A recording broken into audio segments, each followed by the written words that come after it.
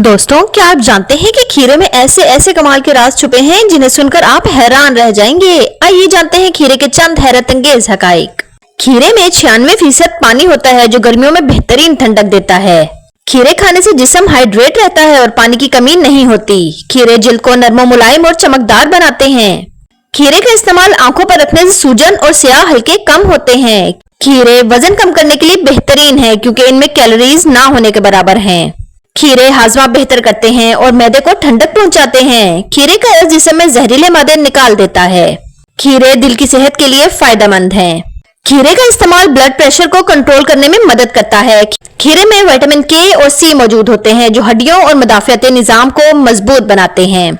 दोस्तों, ये थे खीरे के चंद जबरदस्त और हैरत अंगेज हकाइक। मजीद हकाइक जानने के लिए चैनल पर जाइए और लॉन्ग वीडियो देखिए। लॉन्ग वीडियो का लिंक इस वीडियो की डिस्क्रिप्शन में मौजूद है। Like, comment, share and subscribe.